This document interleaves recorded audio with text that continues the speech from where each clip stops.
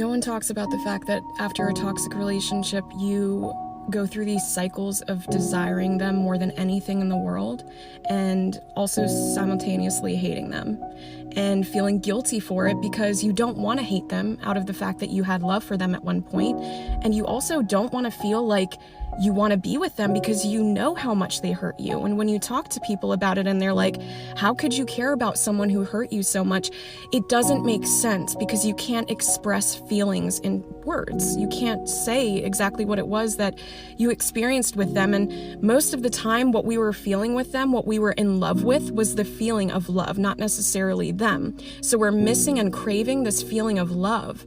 And it doesn't necessarily mean that they're the only person who can give it to us. It's just that our brain is confused and longing for something that we were used to feeling. It's so hard to get through that. And I promise you, everyone feels it. It's okay to feel that. You're overthinking again, huh? Why? Are they worth it? No. So why are you thinking so much? Stop thinking. You're breaking your own heart. A letter to the one I loved. You made me question myself. You made me feel less than what I'm worth. I was my worst self, and yet I thought I was my best because you made me try so hard to gain love from you. I tried to be everything you wanted, I tried to be everything you needed, and still that wasn't enough. I tried to ignore the things that you did to upset me and tried to silence myself in order to please you, and still that wasn't enough. I tried to mend the broken pieces that you opened up to me about, the ways that people hurt you in the past. I wanted to fix that. I wanted to show you what love actually meant so that you weren't afraid of it anymore. And yet that still wasn't enough. When I tried to leave, you reeled me back in. You never let me step away. You always reminded me of the things that I missed about you, but then yanked them out from underneath my feet as soon as I came back. I was trauma bonded. You were my narcissist, and I was your empath. We all know everyone has that one person that you'll just always have a soft spot for. And I really need to touch on this because this isn't a very important topic. It is okay to have a soft spot for somebody. When you just love somebody and you can't explain why, you have a soft spot. That's the only way to explain it. A lot of people beat themselves up for caring for someone so much when they know they can't make it work with that person. And here's the thing you need to really understand is that it's okay to love someone from a distance. It is more than okay to be someone's cheerleader on the sideline, even if you're a guy and it's a girl, vice versa. If you're a girl and you just are infatuated with a guy, it is okay to just applaud him from a distance and have them know that you'll always be there. Some people you'll just love forever, and that is okay. If things are meant to work out, they'll work out. Don't put so much pressure on things. Only time can tell. Don't rush things, make them happen when they aren't supposed to. Everything will happen exactly how it's supposed to. So just have fun for now. I don't know who needs to hear this, but I'm going to say it anyways because I feel like I'm finally coming to terms with this, and I've had this realization for a long time, and now I just think that, you guys should hear it.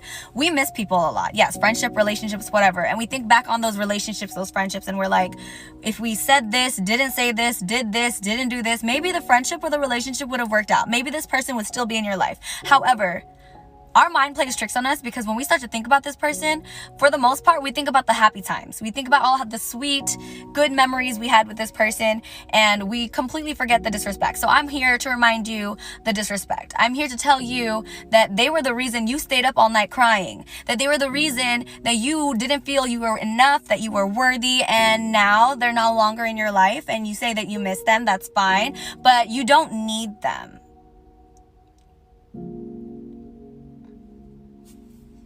I just got to the gym right now, but this has been weighing on my mind a lot lately, and I wanted to see if I'm the only one who's been feeling like this. So I think it's safe to say that I've finally moved on and healed mentally and emotionally, and I'm ready to commit to someone else now and fall in love again, right? But the problem I'm having is every person I've talked to just doesn't interest me like that. Yes, they're physically attractive. Yes, some have great characteristics, but that spark that makes me want to further the relationship and actually go to that next level with them is just not there. And I think I know what it is. Since I've been hurt and treated like shit and had my heart broken, I think my soul is not allowing anyone near me unless it's the person who is worthy of my love and what I have to offer. And I don't think I've met anyone up to this point that is worthy of that.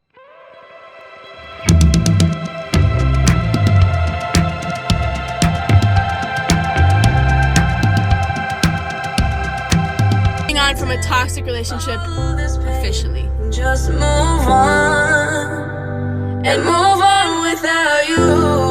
I'm doing fine, and you never on my mind anymore. No, I loved you, you used me, I left you behind. And move